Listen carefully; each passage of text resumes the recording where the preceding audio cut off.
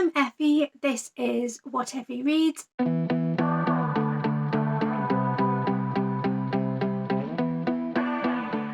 It's currently golden hour, so sorry if the light's a bit funky.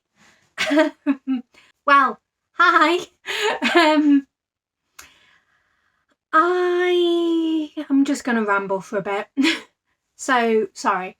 My workplace recently, this year, decided that they were going to do a bit of a restructure, which is relevant because my job, I worked 30 hours a week, nights, allowed me to listen to audiobooks whilst I was working, and I loved it.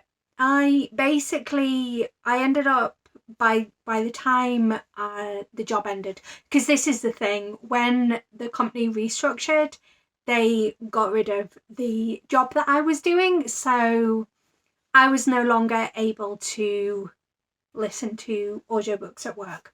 But by the time my job ended, I was listening to my audiobooks on 2x speed at a minimum.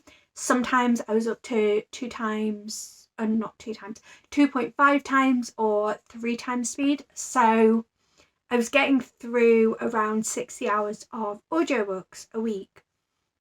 And I enjoy Scribd. I like being able to listen to new release audiobooks. I like that it's like £11 a month, I think. So yeah, a brilliant time. I'm currently doing like a year-long project to try and figure out like the ins and outs of Scribd to get the most out of Scribd. So that video will be coming, I'm expecting, at the end of this year, possibly the start of next year. Anyway, my point was, September was the last month that I was able to listen to audiobooks at work. So I decided it would be really fun if I gave complete audiobook control to my best friend Shannon, whose channel is Head in the Books. I started off saying I was only going to do it for a week, and then I enjoyed it so much we decided we were actually going to just roll it over and max out my Scribd subscription for the month, because I listened to enough audiobooks to max out my Scribd subscription. It varies the actual amount you can listen to from month to month. That should all be stuff that is coming in that video. Subscribe if you are interested in seeing that video. It's not a novel idea. I know Scott over a Gunpowder Fiction and Tea did a video about it. I just thought it'd be interesting to have more data and do it as a year-long project. Some of the date's not great, but anyway, that's not what this video is. But yeah, basically I gave her complete control, and I've just realised my subscription box, you can see my address. Yeah, sorry, I gave her complete control. So we did it in, I think it was 5 and 5. So the first week I'm just bringing up the messages where she told me what books to read. So the first week it was Boyfriend Material, A Flicker in the Dark, This Thing Between Us, Work for It, and The It Girl. And the second week was Soul Kill Girls, The Babysitter Lives, An Enchantment of Ravens, Vampires, Hearts and Other Dead Things, and Lakewood. She also gave me very quick explanations for why she wanted me to read these books. I think it's slightly golden hour. Sorry, I'm getting really distracted. I probably should have closed the curtain. But yeah, I had a lot of fun. So obviously I'm talking a lot. This is going to be a very talky video. But I thought I would just kind of break down my thoughts on each of these books. Let's start off with the reasons that she picked these books, and then we will get into my thoughts and some more stuff. So, Boyfriend Material by Alexis Hall. She said, giving red, white and royal blue vibes, and I've been interested since seeing it if it will deliver. For A Flicker in the Dark by Stacey Willingham, I think. Read this and really enjoyed it, 4 stars, and was giving a Criminal Minds episode vibe. That was her rating, not mine. This Thing Between Us. On my TBR for this month, potentially, so we can gas about it. I love that. I absolutely adore buddy reading stuff with Shannon. We officially have one buddy read a month, and we've got exciting things planned for our buddy reads next year. But we often end up picking up books that the other's reading just because we want to chat about it. Work for It by Talia Hibbert. On my TBR, as I have enjoyed Talia Hibbert, and I know you aren't interested much by the Brown sisters, maybe this is more your speed. And kind of a correction on that, I've only read or listened to, but it's all reading, Chloe Brown, and I didn't love it. But then when I go back through my review, it seems like I didn't enjoy the smut, and I don't mind smut now, so that might not be the case anymore. And then The It Girl.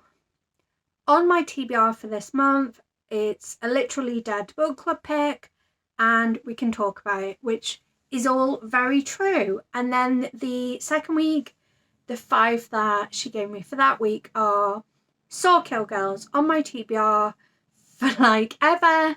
It's been compared to Sadie. Love that. I also loved Sadie. Spoiler alert, really didn't love Sawkill Girls. The Babysitter Lives.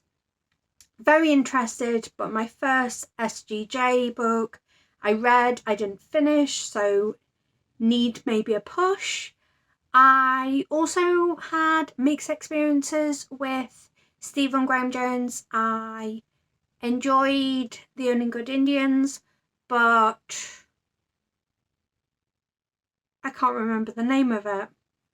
The one that's the more recent one, I really can't remember the name. It's so bad. But I didn't really enjoy that one. An Enchantment of Ravens. I DNF'd, so wondering how you get on with it. Vampires, Hearts and Other Dead Things on my TBR. Sounds heartbreaking and fresh. Lakewood. Kayla, as in oh my gosh, Books and Lala. Gabby, which I think is Gabby Reads, and Jessie, I'm going to presume that's Bow Ties and Books. All rated this highly, and I want to see if you do too. Will give me the push to pick it up. And that was from highest priority to least priority, because that was the second week, and I was very aware that my Scribd might, sorry, my leg has gone completely dead. My Scribd might cap out before I got to the end of the list. I did manage to read all 10 of these books, which is fantastic. I can give thoughts on all of them. I'm just looking through my notes now. So I think this video is going to be spoiler free. I'll be honest, I haven't really thought that far in the future, so if there is spoilers, I will very clearly indicate it, and I will put a spoiler warning on the screen. But I think the plan is for this to be spoiler free, especially considering at least half the books on this in this video, on this list, are because Shannon was interested in my thoughts before picking them up for herself. So the first book that I read was The It Girl by Ruth Ware, and up front I will say that I really, really enjoyed it. For a thriller, I thought it really delivered. I was so sure throughout the book that I knew who the killer was, and then when the killer was revealed, it really surprised me, and in the best way possible. I enjoyed that this book talked about the concepts of innocence and guilt. I felt like it was really interesting the way that the people that were innocent weren't wholly innocent, and the people that were guilty maybe weren't as guilty as they seemed. It was a really interesting look at morality and the grey areas that exist within morality, and I really enjoyed that. I thought it did a really good job of exploring male violence and the way that something that, if you've been socialized in a certain way, you immediately would feel alarm bells. But if you've been socialized in a different way, you wouldn't get those same alarm bells going off. I thought it did a really good job of discussing that, and it felt really realistic as well.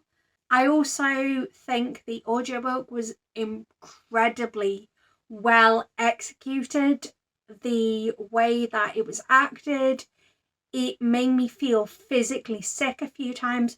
There was one line that was so repulsive.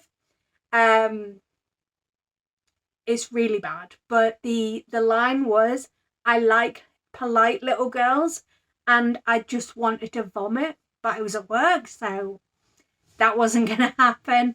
It was really uncomfortable, but in the way that that was the intention. I also found Oxford to be a really uncomfortable setting. I think because it is the epitome of just a whole different class. And in my notes, I've just said like Oxford seems really unnecessary. It's a very strange one because for me, like, I mean, the place I was at as a teenager, like, I was never gonna get in, but like I didn't even apply. But it's somewhere that even if I could have got in, it wasn't somewhere that appealed to me. There's just something about the whole like Oxbridge and Durham and those kind of universities that just, I think it's maybe the pageantry of it. And I think the other thing that, like, it's probably a little thing, but it's like a big annoyance for me, is that this book had at least one Harry Potter reference. It's now been a couple of weeks since I read it, but it had at least one, and it felt completely wholly unnecessary.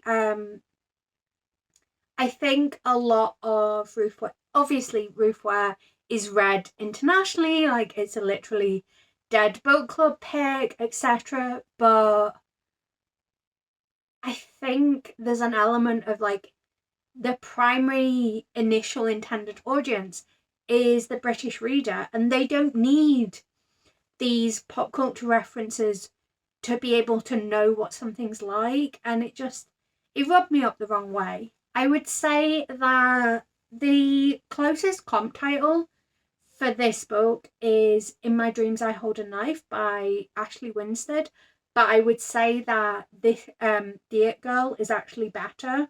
So if you haven't read In My Dreams I Hold a Knife, I would recommend reading that before you read this one. And the trigger warnings I picked up on in this book, I think I've made a list of trigger warnings for. Well, I made a list for all except the last one. This may not be a complete list, but it's everything I identified.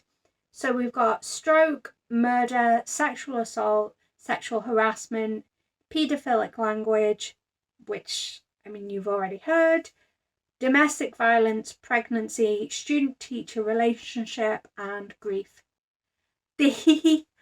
Oh my gosh, sorry, I'm giggling because I'm opening my notes for Work for It by Talia Hibbert. I really enjoyed this. I think I definitely want to try more Talia Hibbert because I had a really good experience.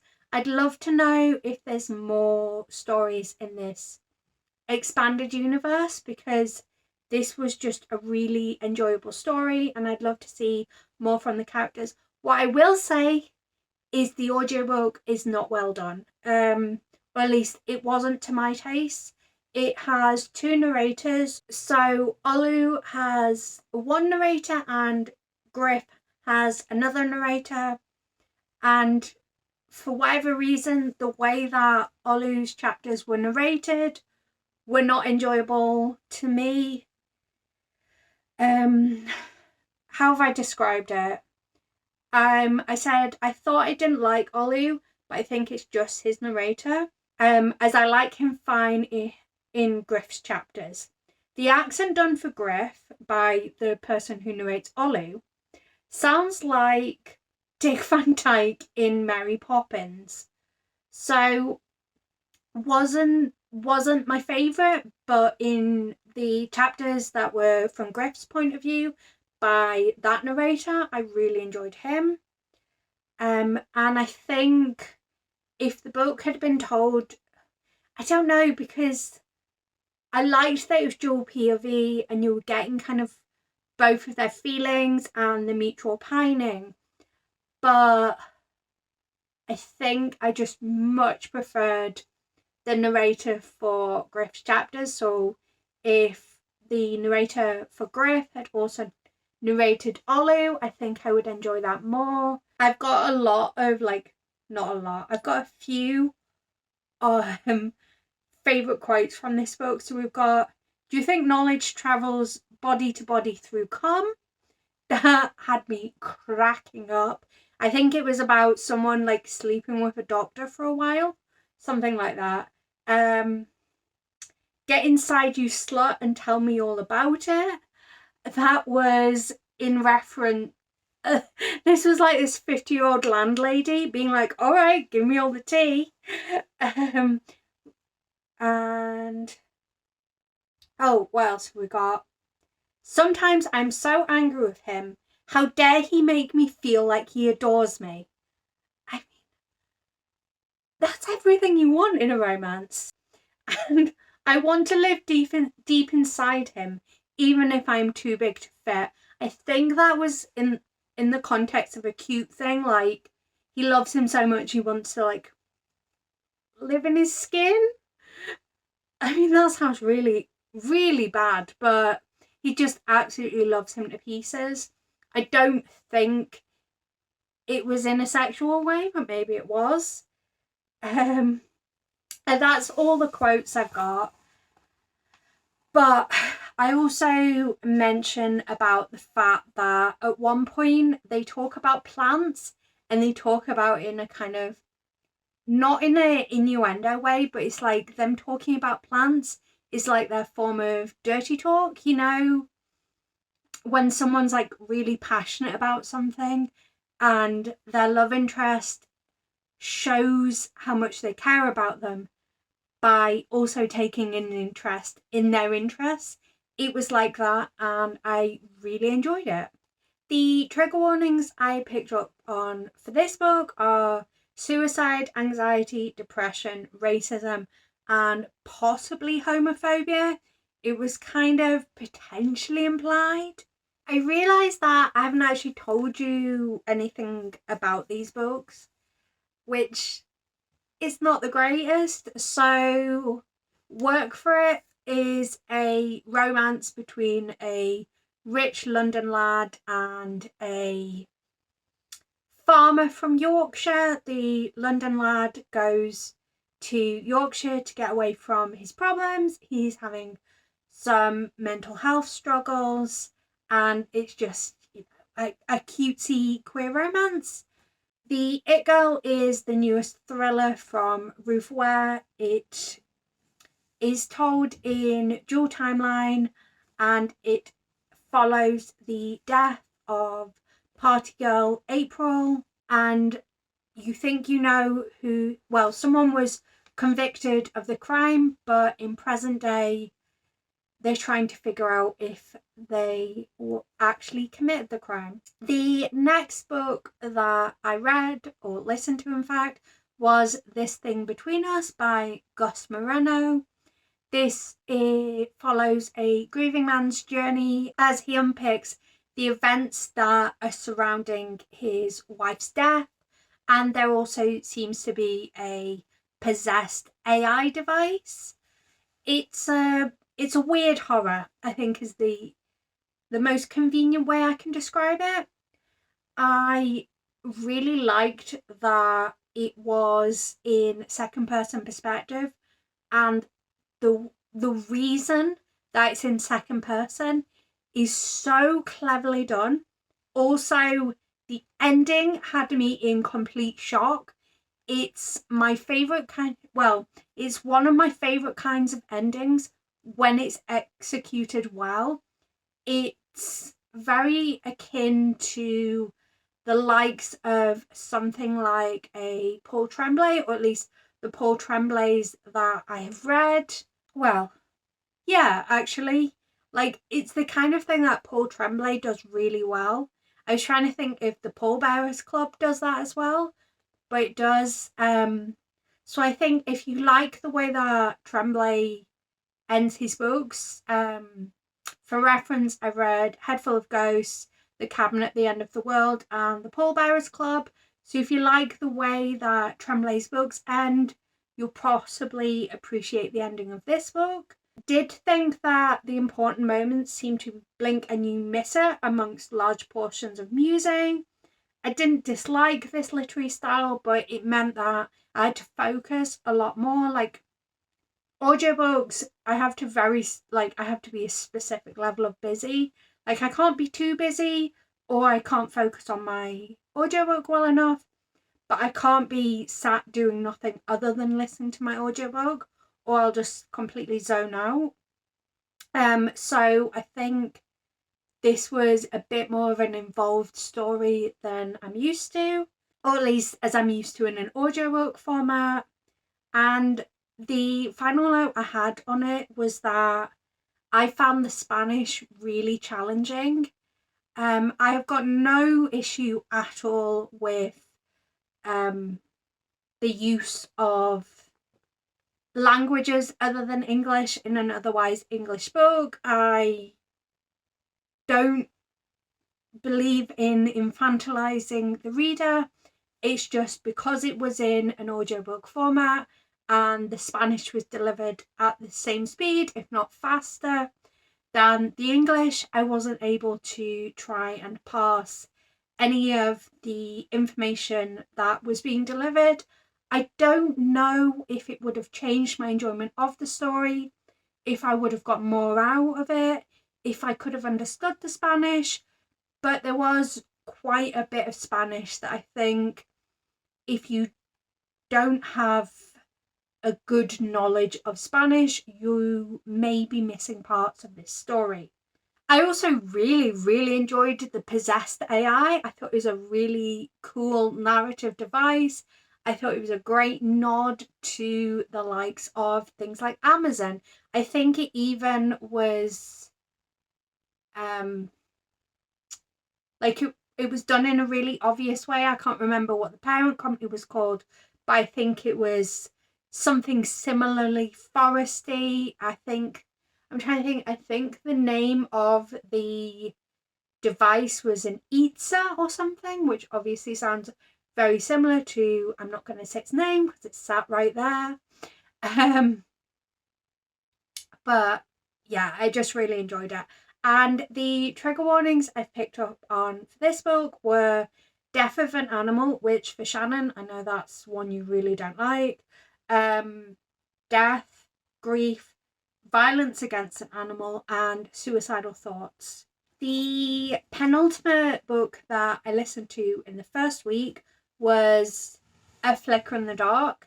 The first note I had, and I think it's right at the start of the book, was kind of an eye roll because the protagonist or narrator, however you want to describe her, mentioned, or she talked about the fact that sleeping around was linked to low self-esteem and sort of brushed it off as being okay because she did it. I didn't like that. I thought it was a bit of a odd comment to make and didn't put me in the best frame of mind to like her.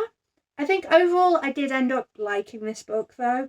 I thought that the book was written in an interesting POV because it was from the perspective of the family member of a serial killer, and it gave some interesting insight into that aspect of things. Most of the twists I saw coming, but I did think that was kind of the point. You were meant to kind of walk into believing certain things about the story. And I think that it was a little bit of, how do they always describe Susan Dennard's writing? It's something like steal the purse to distract from picking your pocket or something. Something like that. It's kind of like that. Like you were so focused on these twists and thinking you'd figured these twists out that you completely missed the big twist that came. I did have a couple of continuity issues. Well, I had one issue with the way that the final twist worked out. Like it made sense with the person you were led to believe was doing things, but when the twist was revealed, it didn't make as much sense. I also would have liked a bit more closure at the end of the book. And one point, I don't know if you'd say it's minor or not, but I think the protagonist, main point of view, whatever you want to call it, of the book, she is engaged to be getting married. So you talk about like a few of her wedding details and stuff. And her wedding venue, I believe, used to be a plantation, but there seems to be no acknowledgement about that. And the fact that that was picked as a wedding venue when it's very much, in my understanding anyway, very much frowned upon to be having weddings at plantations. I don't know, like I felt like it could have been switched out to be a different venue, or it could have been addressed, even if just briefly, but that was a little strange for me. The trigger warnings I picked up on, obviously there's a plantation mentioned, self-harm, paedophilia, drug abuse, murder of children, and suicide. And again, I forgot to mention what that book was about. So A Flicker in the Dark follows the daughter of a serial killer who, when she was a teenager, he kidnapped and murdered girls in her local area, girls who were a similar age to her. And then, I don't know, maybe 20 years later, I can't remember exactly how much later it was, but she's all grown up and there seems to be a copycat killer on the loose. The final book that I listened to the first week was Boyfriend Material by Alexis Hall. This gave everything I wanted it to give. What I will say is that it had too many Harry Potter references. Like, there's absolutely no need for a book to have Harry Potter references, and it had way too many. And also, it felt like one sentence they were saying they'd never read the book, and the next something was described as being Hogwartsian, and I was like, oh, don't do that, don't do that. So yeah, way too much. Really, really disliked it to the point that I think it actually lowered my overall rating of this book. And if you took that away, this book would be near enough perfect. I did think it was going towards a different place than it was, so the end didn't quite deliver, but I do know that there's a sequel, Husband Material, so I am looking forward to reading that at some point, and hopefully it won't have the pop culture references. Things that I really loved about it, again, I forgot to tell you what this book's about. Basically, the son of a couple of like pop stars gets himself in a bit of tabloid trouble, so ends up fake dating this barrister to try and rehabilitate his image. And obviously, his fake dating is cute. They end up falling in love. I loved that there was a punny WhatsApp group that kept changing its name, and it was for the queer group of friends. I also am part of a punny queer WhatsApp group, so absolutely adored it. The puns were on point. Also, there was terrible jokes throughout, and I loved that. I actually came home one day and don't be one of the jokes, and he did that groan, oh, that's awful, that you do with really bad jokes, obviously. I loved how well they communicate with one another when they have their first breakup. It set a really good framework for how they were going to be throughout the story. I just generally really liked that they behaved like adults and not like protagonists of a romance. Like, they actually talked about things. I thought that Oliver crushing on Luke was so adorable. I've said the bad jokes are everything. I also really liked that there was platonic soulmates in the book. I can't remember. Oh no, I do remember who was platonic soulmates. The platonic soulmates were literally everything. I loved them so much. And I even used the eyes full of tears emoji. I'll see if I can show you actually. Can you see it? Oh, it's not in focus.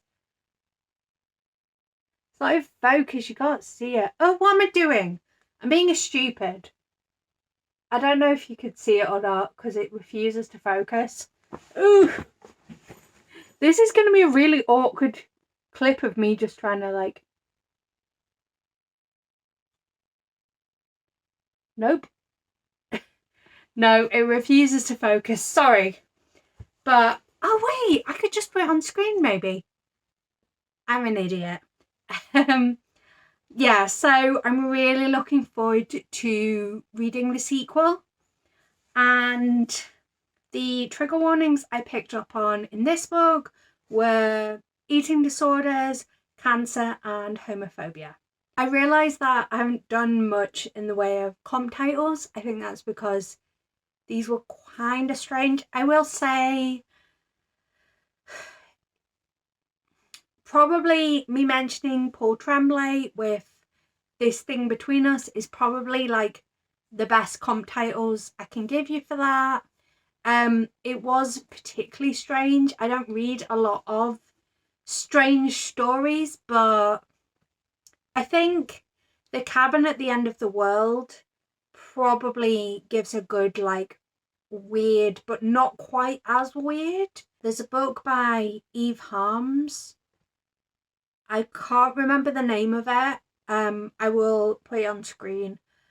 But it's about a trans woman that has experimental facial feminization surgery, and that was really weird. I think that's like the closest weird horror I can give you. And I suppose the only comp title I can give for boyfriend material is The Charm Offensive. It's not like an exact comp title, but if you like that cute queerness, I think you will really enjoy The Charm Offensive. But let's get on to week 2, and then I will do a rundown of which books I think Shannon would like and which I think she wouldn't like. So, Sawkill Girls. I've put the trigger warnings right at the start of my notes, so we'll do them first. Car accident, suicidal thoughts, death of a parent, spiders. Spiders? Okay, apparently there's spiders. Child deaths, body horror, death of an animal, chronic headaches, and domestic abuse. The tone seemed really out to me, like it was meant to be creepy, but it was so serene and chilled out. And I don't mean that in a sense of The Wicker Man, kind of like it's creepy because it's chilled. I mean, it just felt like it didn't quite work. Like the tone was wrong for it. I possibly didn't like the narrator. I'm not really sure. The headaches fell off, like they just kind of came out of nowhere and they're not been built up or established enough. It felt overwritten. There was an overall theme of violence against women and girls, but I'm not sure if it was a bit heavy handed. It either was really smart and subtle or it was just not quite well executed. Again, I forgot to say what this book was about before I started talking about it. It's an island where young women keep going missing and it's kind of seen as the curse, and they're known as the Sawkill Girls. My biggest issue with this book, like despite just not vibing with it in general, was that the elements of the story were introduced like out of order. It almost felt like you knew what was going on with the girls almost instantly in the story, and there was a mention of magic in the blurb for this book. I will also say I didn't read the blurbs for these books until I'd either almost finished or had completely finished the books, but there is a mention of magical elements in the blurb of this book, but that isn't introduced until almost the end of the story. I just didn't vibe with this book, but I do think this is the kind of book that if you enjoyed plain bad heroines, I definitely wouldn't comp title it to Sadie, but I would say plain bad heroines is probably the best comp title for this book. The Babysitter Lives by Stephen Graham Jones is a short horror that is in audiobook only format, and it follows a babysitter who is babysitting these children, and they tell her about these secret passages and this grey mother, I think she's referred to as, and it just gets really weird and really horror-y. Oddly enough, it felt very like Coraline, and that is probably the biggest surprise of this book, was how it felt like Coraline. It felt very surreal in places. It kind of, I don't see pictures when in my head when I read, but it kind of almost felt like a Dali painting. It was so bizarre and the ending was so weird, and it's one of those that I would have to like discuss with someone and go, what on earth went on here? This was the one book that I was like, absolutely, Shannon will not read this. So I've actually gone into detail over WhatsApp about every beat that happens in this book. But it was really strange, but it was also really enjoyable. I think it would work amazingly as a horror movie. And I loved that there was an urban legend in this book. It was just so well executed. I do think because the ending left me feeling a bit confused, that it didn't land quite as well as it could have, but it was a surprisingly good time. And honestly, my experience with Stephen Graham Jones is that he does write quite trippy books. And the trigger warnings for this book are spiders, and it is massive trigger warning for spiders. Like if you are bothered by them in the slightest, just avoid, I think. Racism, body horror, and self-harm. The next book that I listened to was An Enchantment of Ravens by Margaret Rogerson. I've just realised how long I've been rambling for. So I hope you enjoy this really long video. I liked that the book got straight into the story. Like, there was no preamble. You just bang straight into it. I did think that the action felt like it was really just condensed to the end, and a lot happened in a very short period of time. And weirdly enough, I also thought the ending was too brief. Like, I needed more information. I needed more of an HEA.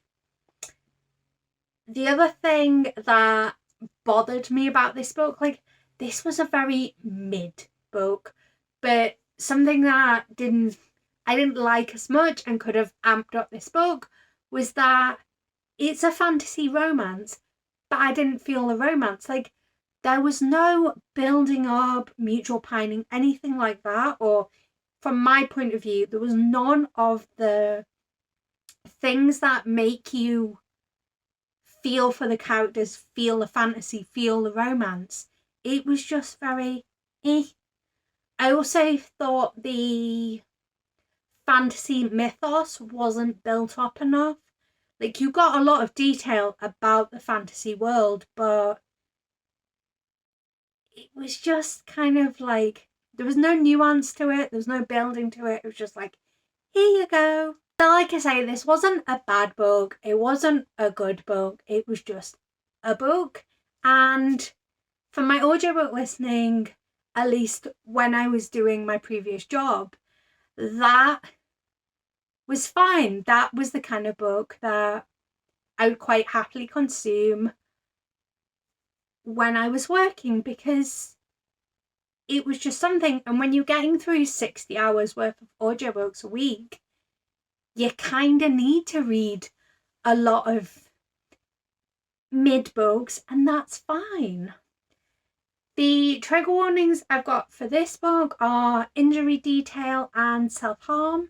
I guess it says it all that a very mid book doesn't have very much trigger warnings. The penultimate book that I read during this whole experiment was Vampires, Hearts and Other Dead Things. I cannot for the life of me remember the author of this, but this follows a young woman who lives in a world where vampires are real, or at least she believes vampires are real.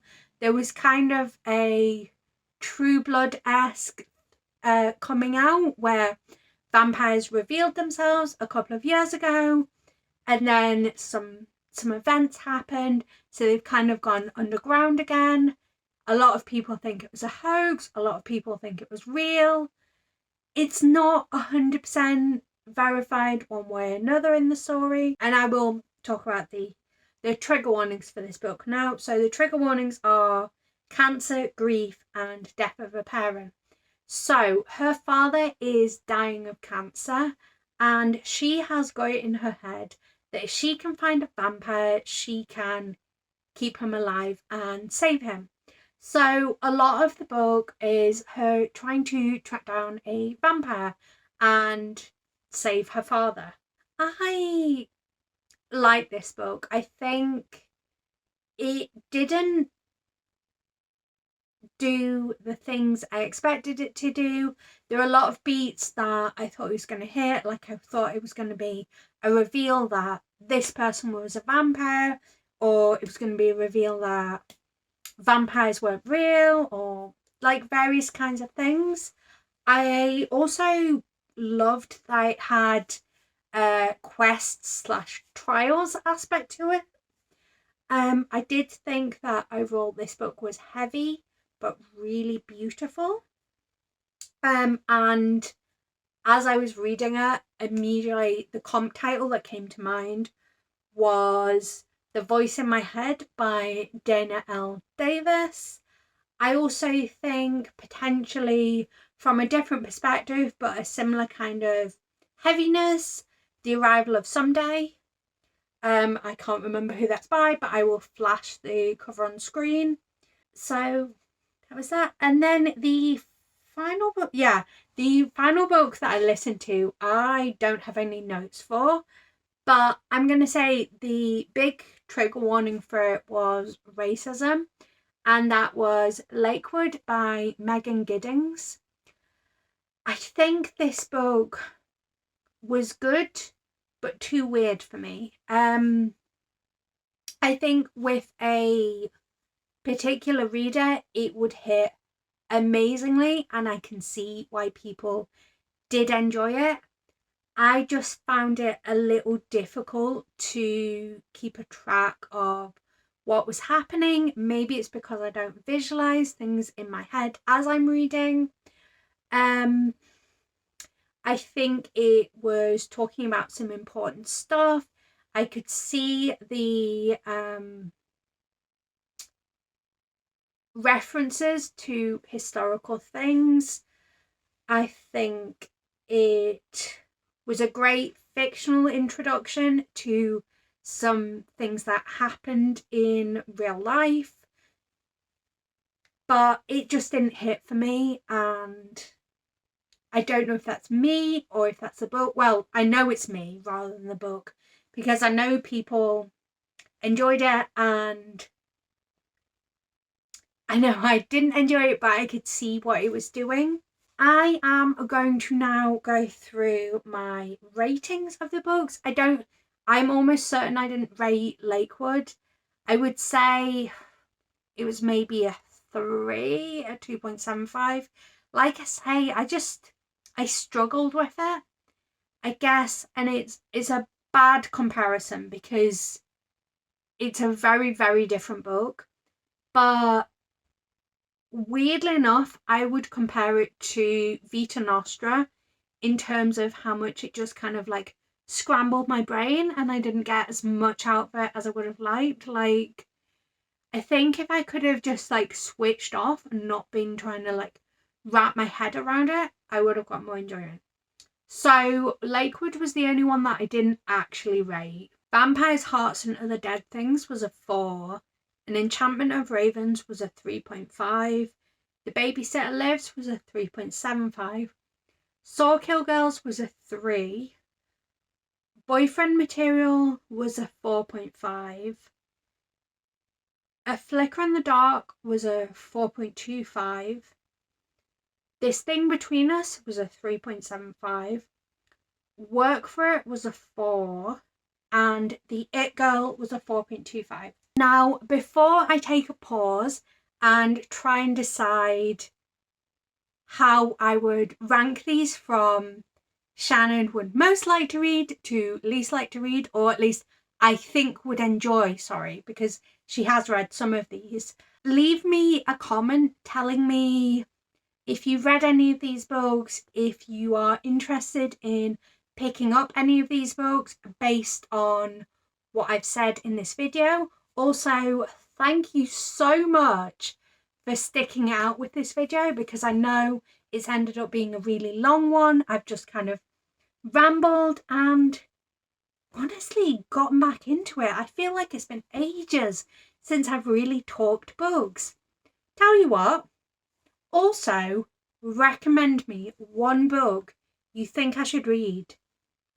Doesn't have to be related to what I've said in this video. In fact, you could be nasty and tell me one book you think, based on what I've said, I will hate. But tell me a book in the comments you think I should read. And I am now going to pause this video and try and figure out how I would rank these books, and I will be back momentarily. 2,000 years later. I'm back, and I've had a think about how I would rank these books based on whether Shannon would like them or not, with 1 being absolutely adore and 10 being not really enjoy. But also, honestly, I think the lowest the book was this week was Lakewood, and I didn't even rate that one this month, I guess, was Lakewood. It was a bit difficult because I know that she's read some of these books already and DNF'd one of them, so I'm not gonna lie, that came into it a bit. So in number 1 position, but this has got a big asterisk is The Babysitter Lives by Stephen Graham Jones. Unfortunately, the spiders are a hard pass, but otherwise she would have absolutely adored this book. So in reality, The Babysitter Lives is a 10, but I'm going to put it in number 1 position. In second position is Boyfriend Material by Alexis Hall. I found it so cute, so adorable. I can't remember if she loves fake dating as one of her favourite tropes, but I thought it was brilliant, it was sweet, it was pretty light, just absolutely fantastic. In third position was Work For It, where Boyfriend Material is very cute and sweet and very much fade to black. Work Material is Work Material? No, Work For It is smutty and it's snarky, and the third act breakup wasn't bothersome because they kind of had an expiry date on their relationship already. I think this will be a definite hit. I think, considering how much I know she enjoyed the Wicked Villains, I know how much she enjoyed the Wicked Villain series. Like, this isn't kinky in that sense, but I think it would be a big hit. Number 4 is The It Girl. I know she's read it recently and did enjoy it, but I think the conversations around Gil and the way that male violence is portrayed makes it very interesting. Number 5 was A Flicker in the Dark. Again, I know she's already read this one, but the point of view felt very unique. It had plenty of twists and turns and just was overall an enjoyable thriller. In 6th position, we've got Vampires, Hearts and Other Dead Things. It was weirdly lightweight but also heavy at the same time.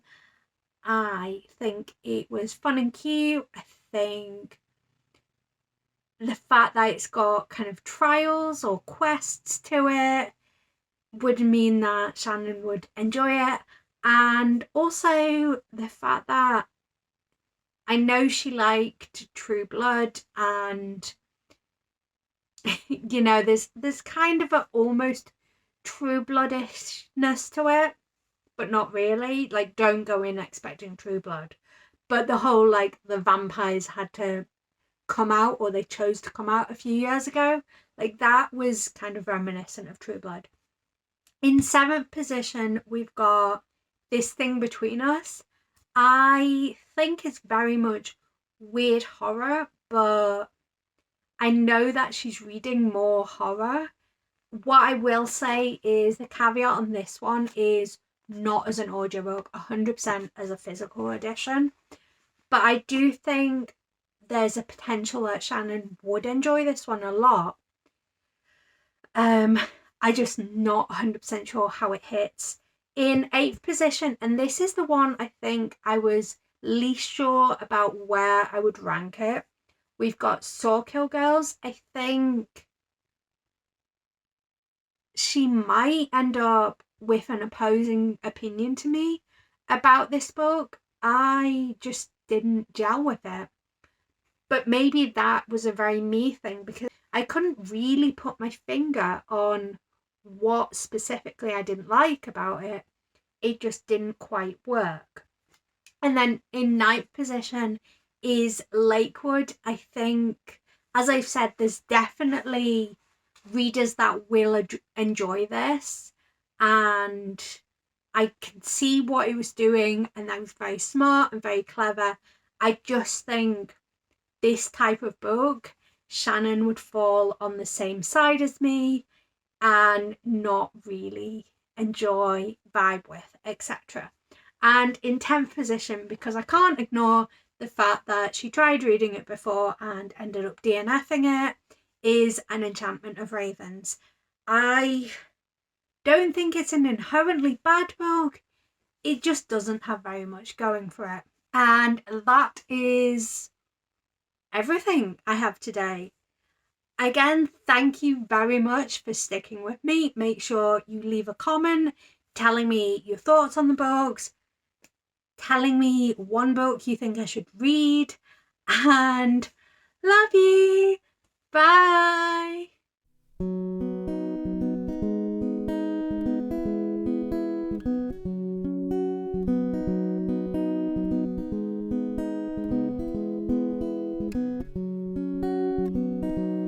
There's a place in my heart